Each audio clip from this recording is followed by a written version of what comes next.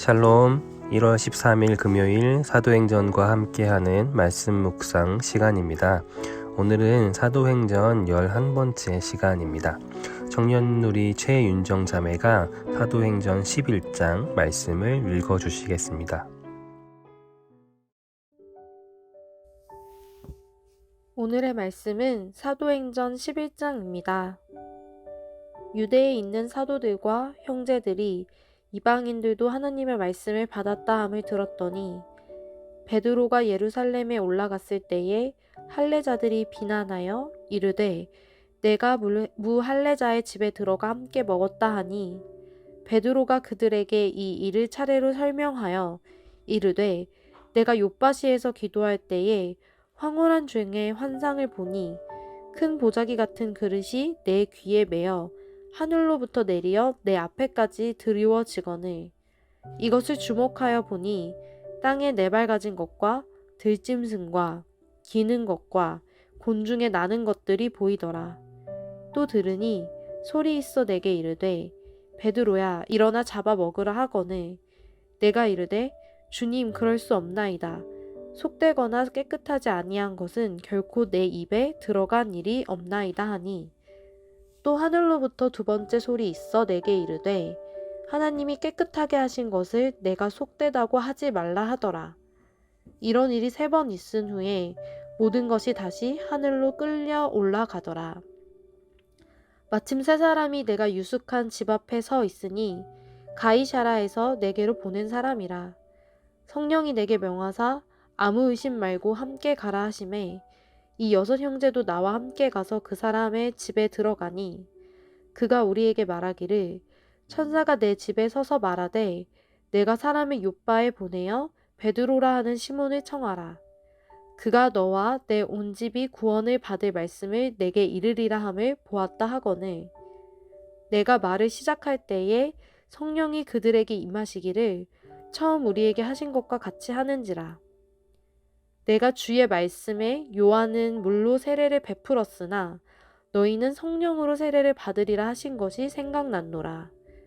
그런즉 하나님이 우리가 주 예수 그리스도를 믿을 때에 주신 것과 같은 선물을 그들에게도 주셨으니 내가 누구이기에 하나님을 능히 맡겠느냐 하더라. 그들이 이 말을 듣고 잠잠하여 하나님께 영광을 돌려 이르되 그러면 하나님께서 이방인에게도 생명 얻는 회개를 주셨도다 하니라.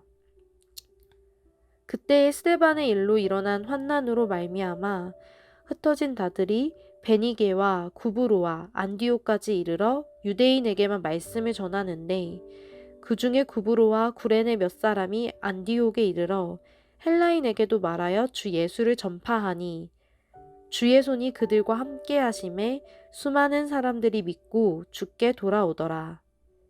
예루살렘 교회가 이 사람들의 소문을 듣고 바나바를 안디옥까지 보내니 그가 이르러 하나님의 은혜를 보고 기뻐하여 모든 사람에게 굳건한 마음으로 주와 함께 머물러 있으라 권하니 바나바는 착한 사람이요 성령과 믿음이 충만한 사람이라. 이에 큰 무리가 주께 더하여 지더라. 바나바가 사울을 찾으러 다소에 가서 만나매 안디옥에 데리고 와서 둘이 교회에 1년간 모여 있어 큰 무리를 가르쳤고 제자들이 안디옥에서 비로소 그리스도인이라 일컬음을 받게 되었더라.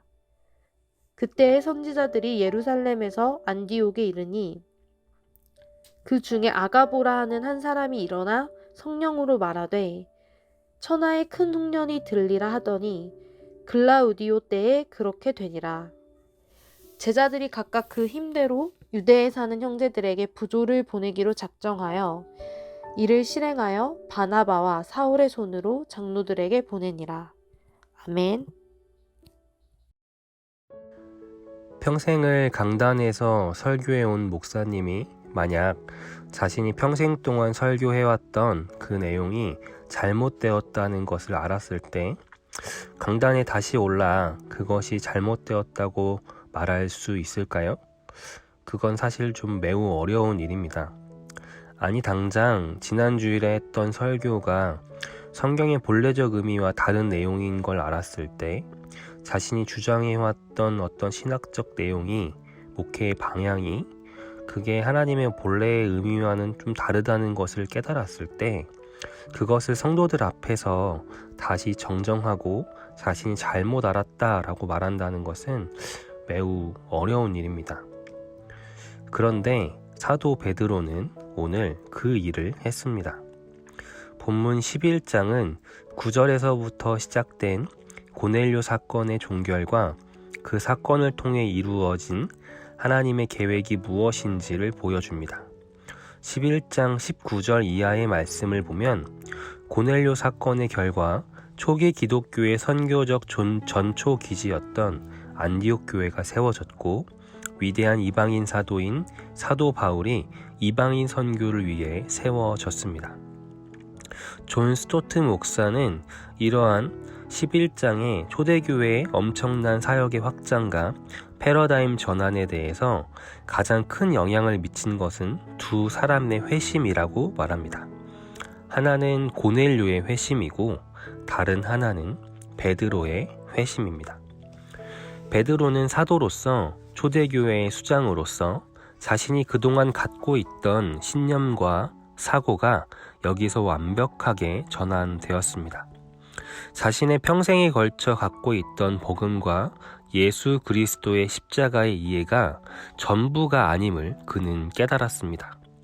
그동안 그는 수없이 많은 설교를 하며 그 구원을 유대인의 것으로만 여겼고 그에 맞게 예수 그리스도를 해석하며 증언하고 설교했을 것입니다. 그랬던 그는 고넬료 사건을 통해서 그것이 자신의 편협한 생각이었음을 깨닫습니다. 그리고 오늘 온 성도들 앞에서 그것을 바로 잡습니다. 그것도 강경파 유대인들 앞에서 아주 담대히 그는 자신에게 주신 하나님의 말씀과 뜻을 전합니다. 어쩌면 그들에게로부터 그럼 그동안 당신이 했었던 설교는 무엇이냐? 유대인들을 향한 구원을 외쳤던 그것들은 그럼 무엇이냐? 라는 비판을 받을 수 있었음에도 그는 자신의 신학의 변화를 아주 분명하게 고백합니다. 그리고 그는 그 이유를 17절에서 이렇게 밝힙니다. 그러므로 하나님께서는 우리가 주 예수 그리스도를 믿을 때에 우리에게 주신 것과 같은 선물을 그들에게 주셨는데 내가 누구이기에 감히 하나님을 거역할 수 있겠습니까? 저는 이 말씀 가운데 그 베드로의 고백 가운데 한 고백의 문장이 마음에 크게 다가왔습니다. 바로 내가 누구이기에 라는 고백입니다. 내가 누구이기에 감히 하나님을 거역하겠습니까? 그는 고넬료의 사건을 겪으며 자신이 누구인지를 깨달았습니다. 깔뱅의 기독교 강요에 보면 그 책의 첫 챕터는 이렇게 고백합니다. 하나님을 아는 지식과 나 자신을 아는 지식은 동일하다. 우리의 신앙의 연륜이 쌓이면 그리고 말씀을 묵상하면 할수록 우린 하나님이 누구인지에 대해서 알아갑니다. 그리고 이는 동시에 나 자신이 누구인지를 알아가게 합니다. 베드로는 이 사건을 통해 다시금 자신이 누구인지를 깨달았습니다. 그는 초대교회의 수장, 예수님의 수제자, 그리고 사도행전을 봐도 수천 명을 회심시키고 안진뱅이를 일으켜 세우는 능력을 가진 위대한 교회의 지도자 이전에 하나님으로부터 이 모든 것, 아니 그 너머 구원의 선물을 받은 한 사람이라는 것을 다시금 깨닫게 되었습니다. 내가 누구이기에? 베드로는 자신이 정말 아무것도 아닌 자임을 다시금 깨달았습니다. 이것이 그를 하나님의 계획과 사역에 철저히 순종할 수 있게 했습니다. 한 이야기를 들려드리겠습니다. 페르시아에 아야즈라는 성인이 있었습니다. 그는 노예에서 왕의 신임을 받아 왕의 은밀한 일을 상담하고 조언하는 그런 지위까지 올라간 사람입니다. 그러자 다른 신하들은 이를 매우 못마땅하게 여겼습니다. 천박한 노예였던 자가 자신들보다 더 높은 권세를 얻은 것이 마음에 들지 않았습니다. 그래서 그를 어떻게 해서든 끌어내릴 궁리만 했습니다. 그의 행적을 이리저리 뒷조사하며 그에게 있어서 흠을 찾아보려고 노력하던 중에 한 가지 이상한 점을 발견했습니다. 아야즈가 매일같이 왕의 보물 창고를 드나든다는 것입니다. 그래서 아야즈가 왕의 보물을 훔치고 있구나 하고 생각을 해서 보물 창고를 엿볼 수 있는 구멍 하나를 뚫어 놓은 뒤에 왕을 모시고 그 현장으로 가서 지켜보게 했습니다. 어김없이 그날도 아야즈가 왕의 보물 창고로 들어왔습니다. 이제 과연 그가 무엇을 훔치고 있는가 지켜보고 있었는데 아야즈는 한 금고에 다가가 그 금고를 열었습니다. 그리고 거기에서 무엇인가를 꺼내 들었습니다. 그런데 그가 꺼내든 것은 왕의 보물이 아니었습니다. 바로 자신이 노예로 팔려왔을 때 입고 있었던 누더기 옷을 꺼냈습니다. 그리고 그는 그 누더기 옷을 걸쳐 입고 거울을 바라보았습니다. 거울을 보고는 그는 이렇게 이야기합니다. 아야즈야, 옛날에 너의 모습을 생각해 보아라. 내가 이 자리에 앉아 있는 것은 너가 특별한 자격이 있는 것이 아님을 명심해라. 오직 왕께서 나에게 은혜를 베풀어 주셨기에 내가 지금 이 자리에 있는 것을 기억해라. 너가 처음 이 도시에 들어왔던 그날을 잊지 말아라. 그렇게 자신에게 말한 뒤 그는 다시 누더기를 벗고 그곳을 나왔습니다. 아야즈는 자신이 누구인지 매일같이 기억했습니다. 내가 누구이기에 베드로는 자신이 누구인지를 고넬료의 사건을 경험하며 기억했습니다. 그는 갈릴리 마을의 어부였고 예수를 부인한 제자였습니다. 그럼에도 예수님의 구원을 선물로 받았음을 기억했습니다. 그리고 베드로의 이 고백을 들은 그 강경파 유대인들 또한 자신이 누구인지 기억했습니다. 예수를 핍박하고 거부했던 자신의 모습, 자신들이 철저하게 지키는 율법이 아니라 자신들의 이렇게 죄되고 악한 모습임에도 불구하고 예수 그리스도께서 구원을 선물로 주셨기에 자신들이 지금 이 자리에 있음을 그들은 깨달았습니다. 내가 누구이기에 복음을 알기 전에 나의 모습, 아니 지금도 여전히 변하지 않은 나의 죄악된 모습, 이런 내가 누구인지를 안다면, 그렇다면 우리는 주님 말씀 앞에 겸손해질 수밖에 없습니다.